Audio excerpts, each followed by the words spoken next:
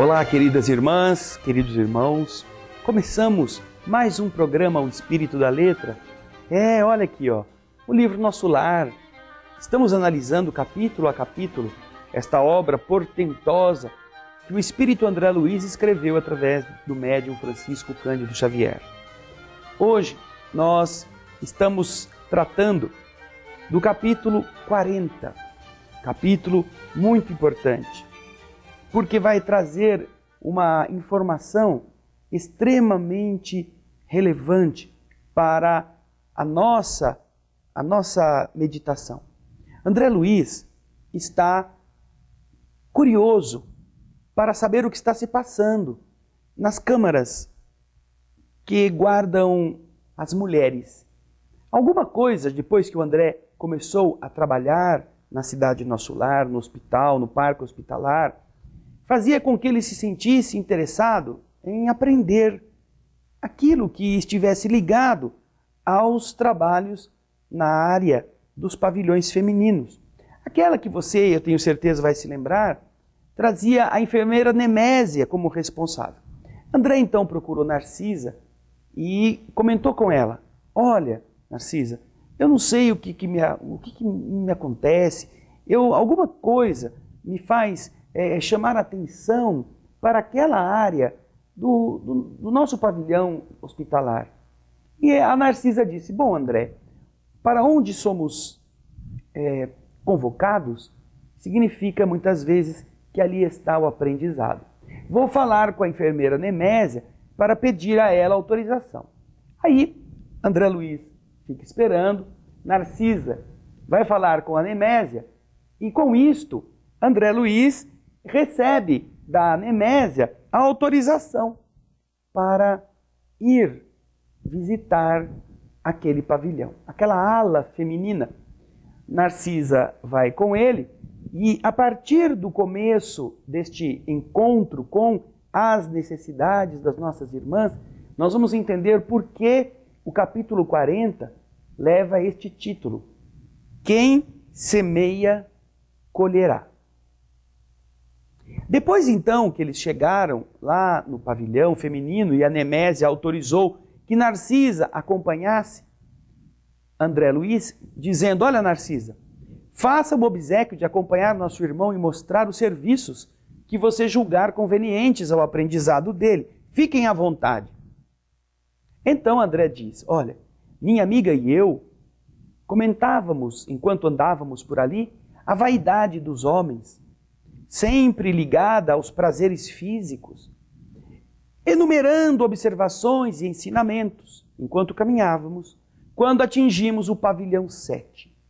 Ali localizavam-se algumas dezenas de mulheres em leitos separados, um a regular distância. Eu, diz André Luiz, estudava a fisionomia das doentes. André havia sido médico, não é?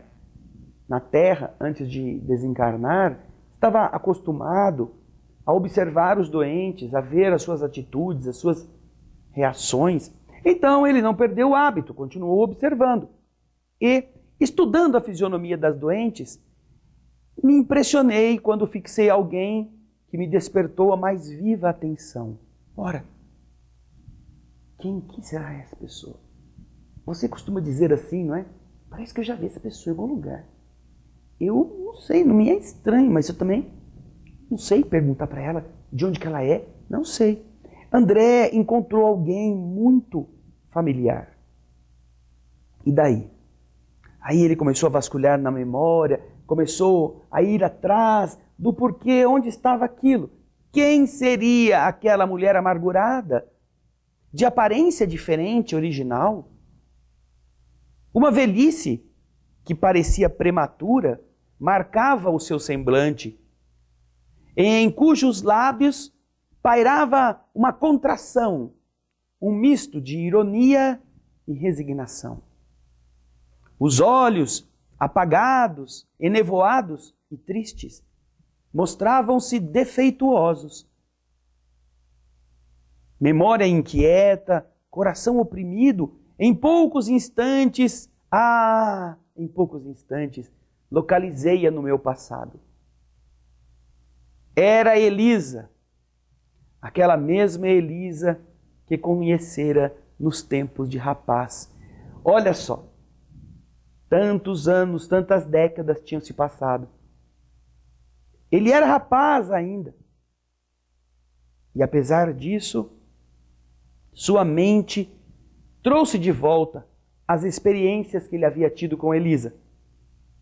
Então, este capítulo, Quem semeia colherá, capítulo 40 do livro Nosso Lar, diz respeito a todos nós. Todos nós temos lá no passado coisas que nós parecíamos não dar muita importância, porque já faz tanto tempo, ninguém mais se lembra. Mas a nossa consciência arquiva as informações.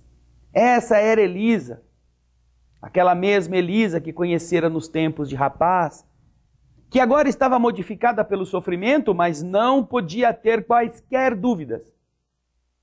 Lembrei-me, primeiramente, o dia em que ela, humilde, entrar em nossa casa, levada por uma velha amiga de minha mãe, que apresentara as recomendações para o serviço doméstico. Minha mãe aceitou estas recomendações, admitindo-a para o trabalho no lar. No começo, olha só o André se lembrando, hein? No começo, aquele relacionamento de patrão, empregado, filho do patrão, né? Empregadinha, como muitos ainda chamam pessoas que vão servir porque precisam de trabalho. Dá para empregadinha lá, empregadinha faz, não é? No começo, o ritmo comum, aquela rotina, nada de extraordinário. Mas as coisas vão mudando, não é? Começa de um jeito, o tempo vai passando, e aquela rotina vai se transformando. André Luiz, nessa época, era jovem, rapaz, saindo da adolescência ou em trânsito pela adolescência. Elisa, uma mocinha, carente, sem ninguém, vindo de uma família necessitada, estava ali. Ué, essa história você já ouviu, não ouviu? É muito comum em muitas e muitas e muitas famílias. Agora, quem semeia colherá. Você vai ver no próximo bloco como André Luiz tem que enfrentar o seu passado. Então, fique conosco. Daqui a pouquinho estaremos de volta.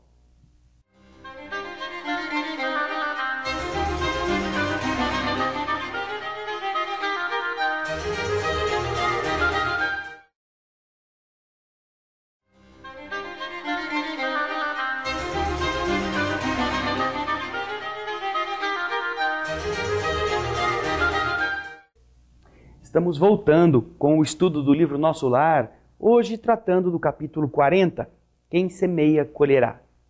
André, então, está agora encontrando o seu passado. Lá na ala feminina das câmaras de retificação, ele estará encontrando-se consigo mesmo. E você está vendo aqui na parte do fundo, na nossa TV, algumas imagens deste livro, inclusive desde os primeiros capítulos até o capítulo que estamos abordando, quando André se encontra com Elisa. E agora ele está lembrando de como a conheceu. Elisa foi contratada como empregada doméstica e no começo começou a trabalhar em casa, o ritmo era comum, nada de extraordinário. Depois, a intimidade excessiva de quem abusa da faculdade de mandar, filho do patrão, e abusa da condição de servir que alguém tem que ostentar, empregadinha. Elisa pareceu-me bastante leviana. E quando estava a sós comigo, falava sem escrúpulos, comentava certas aventuras da sua mocidade, coisa assim apimentada, agravando com isso a irreflexão de nossos pensamentos. André, na adolescência, na efusividade dos seus hormônios, se sentindo, provocado por aquela jovem que parecia, assim, acostumada aos contatos íntimos. Se deixou levar. Recordei o dia em que minha mãe me chamou para conselhos justos. André, diz a mãe, essa intimidade não ficava bem. Era razoável que nós dispensássemos a essa serva uma generosidade afetuosa, respeito, mas convinha pautar nossas relações com outro critério, um critério mais sadio. Liberdades demais, problemas demais, não é? E isto, a mãe de André Luiz falou com ele. Entretanto, atabalhadamente, sem dar muita importância, levara eu muito longe a nossa camaradagem. Chegaram-nos finalmente, vamos dizer, não é? Na linguagem de hoje. E então, sob enorme angústia moral, Elisa abandonou mais tarde a nossa casa, sem coragem de me jogar no rosto qualquer acusação. O tempo passou, reduzindo aquele fato, em meu pensamento, a uma ocorrência fortuita da existência humana. No entanto, o episódio, como alguma coisa da vida, estava também vivo. Na cabeça dele. À minha frente tinha Elisa agora, vencida e humilhada. Por onde vivera a mísera criatura, tão cedo atirada a doloroso capítulo de sofrimentos? De onde vinha ela? Ai, meu Deus! Naquele caso, eu não estava diante do Silveira. Você lembra no capítulo 35 aqui, olha, do livro Nosso Lar? 35, nós já falamos dele. Aquele homem que devia dinheiro para o pai do André Luiz, você está lembrado? No encontro singular, olha, ele encontra a Silveira que vem abraçá-lo. Naquele caso, André era corresponsável porque estimulara o pai a ser cruel, a não perdoar a dívida. Mas agora, eu não me defrontava com o Silveira, perto de quem eu pudera repartir o débito com o meu pai. A dívida agora era inteiramente minha. Cheguei a tremer envergonhado de exumar aquelas reminiscências, de abrir aquele caixão de defunto e tirar de dentro os meus podres. Mas, como uma criança ansiosa, precisando de perdão pelas faltas cometidas, procurei quem? Quem? Narcisa. Ai, como é bom ter uma pessoa como Narcisa por perto. Sábia, experiente, compreensiva, amiga, que nos escuta, sem nos julgar, que também já passou pelas amarguras da existência, dos erros. Procurei por Narcisa, pedindo uma orientação. Eu mesmo me admirava da confiança que aquelas santas mulheres me inspiravam. Talvez eu nunca tivesse coragem de pedir ao ministro Clarencio, importante, líder da comunidade, pedir a ele o que eu pedia para Narcisa, contar o que eu contava para Narcisa. E as elucidações que pedia a mãe de Lísias, Dona Laura, a quem eu confiava.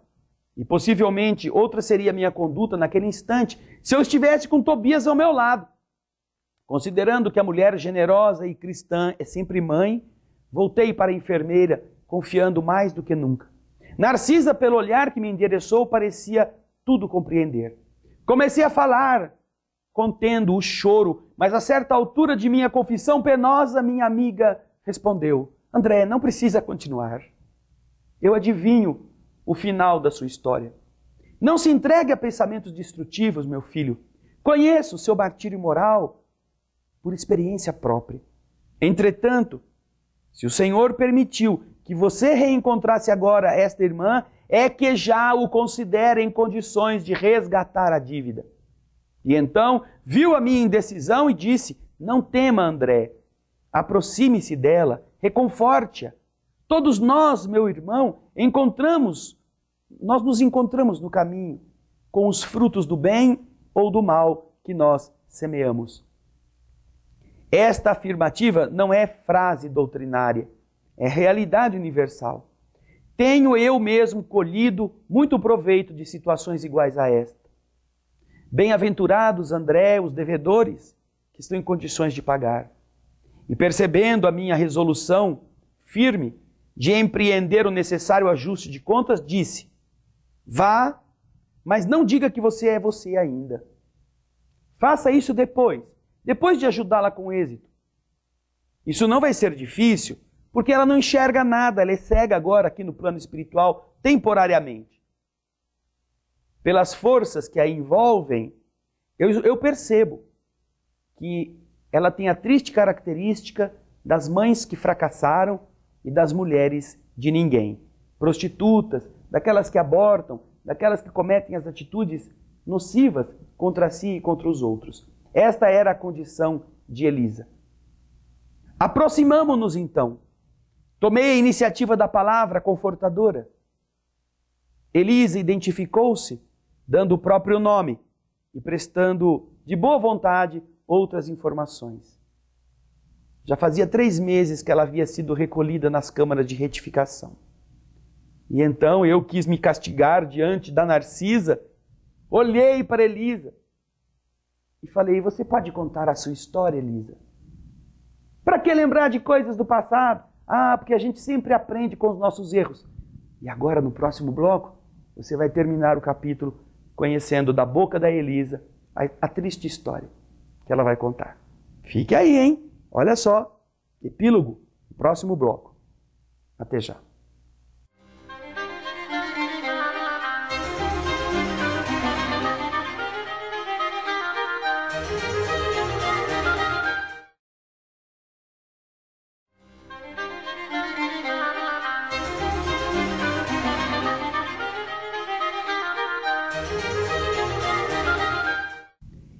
E então, curioso, não é? Curiosa?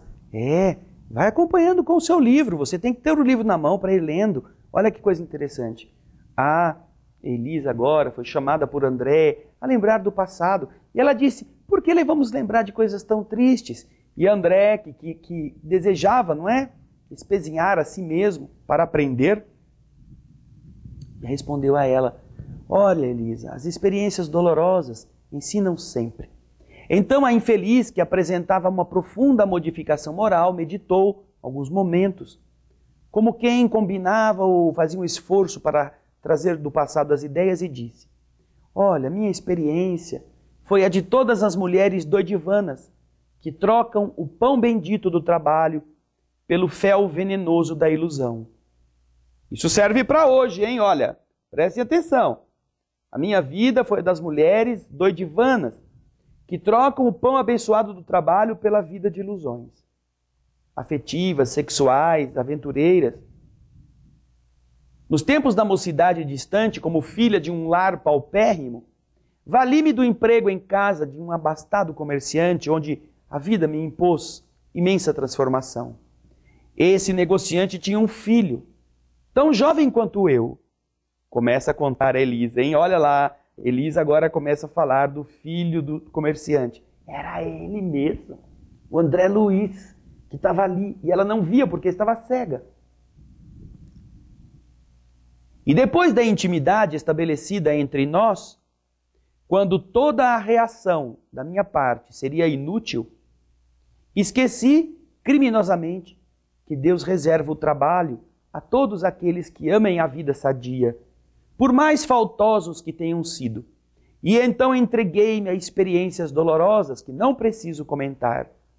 Conheci de perto o prazer, o luxo, o conforto material, e em seguida o horror de mim mesma, a sífilis, o hospital, o abandono de todos, as tremendas desilusões que terminaram na cegueira e na morte do corpo. Errei, andei perdida há muito tempo, em terrível desespero, mas um dia tanto roguei o amparo da Virgem de Nazaré, que mensageiros do bem me recolheram por amor ao seu nome, trazendo-me a esta casa de abençoada consolação. Eu estava comovidíssimo até as lágrimas, diz André. Então perguntei: e ele? Como se chama o homem que a fez tão infeliz? Então eu ouvi Elisa pronunciar o meu nome e o nome dos meus pais. E então arrumei coragem e disse: e você o odeia? Ela sorriu com tristeza e respondeu: no período do meu sofrimento anterior, amaldiçoava-lhe a lembrança, nutrindo por ele um ódio mortal. Mas a irmã Nemésia modificou-me para odiá-lo tenho que odiar a mim mesma. No meu caso, a culpa deve ser repartida entre nós. Não devo, portanto, recriminar a ninguém. Aquela humildade sensibilizou-me.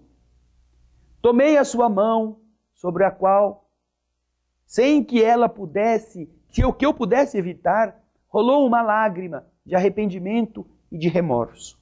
E disse-lhe: ouça, minha amiga, falei com uma forte emoção. Também eu me chamo André e preciso ajudá-la. Conte comigo daqui por diante. Ai, e a sua voz parece com a dele. Pois bem, continuei comovido. Até agora, não tenho propriamente uma família em nosso lar, mas você será, aqui, minha irmã do coração. Conte com o meu devotamento de amigo. No semblante da sofredora, um grande sorriso parecia, uma grande luz. Como lhe sou grata, disse ela, enxugando as lágrimas. Há quantos anos ninguém me fala assim, nesse tom familiar, dando-me o consolo da amizade sincera. Que Jesus o abençoe. Nesse instante, quando minhas lágrimas se fizeram mais abundantes, Narcisa tomou-me as mãos como mãe e repetiu: que Jesus o abençoe. Que capítulo lindo este! Que coisa triste e ao mesmo tempo confortadora. Os responsáveis pelas quedas são responsáveis por reerguer os que caíram. Os prazeres de 5 minutos se eternizam nas dores de décadas e não podem ser apagados da consciência daqueles que estiveram produzindo o sofrimento nos outros. Portanto, se você tem na consciência alguma dor, algum peso, algum equívoco, recorde de ir procurar, na medida em que você tem a consciência disso, reparar o mal, porque certamente nós seremos colocados diante das nossas vítimas. Nós teremos que devolver a elas, se não aquilo que um dia nós tomamos, mas ao menos o apoio, o amparo, a solidariedade daqui para frente. Você que odeia alguém que tomou a sua felicidade, você que se deixou levar pela emoção e feriu a felicidade de um outro, de uma outra pessoa, que destruiu um lar, que teve o seu lar destruído, não se preocupe com o mal. O mal acompanha aquele que o pratica, para onde ele for. O homem que conduz a sua vida pelo caminho do crime encontra uma cela e ali permanece inserido e recluso por alguns anos, quando depois de cumprida a pena ele sai. Mas quem erra perante a lei do universo carrega as grades da sua cela por onde for. Será sempre um culpado na própria consciência. Quem semeia, colherá.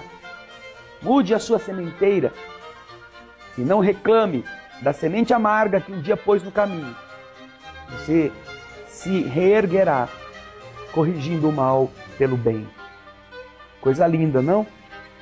Capítulo 40. Quanto ensinamento. O espírito da letra deseja, abraçando você, que você possa continuar a aprender com o livro Nosso Lar. Obrigado pelos seus e-mails, obrigado pela sua participação, pelo seu interesse. Estamos indo para o final do livro, hein? Semana que vem, capítulo 41. Contamos com o seu carinho. Muito obrigado e muita paz.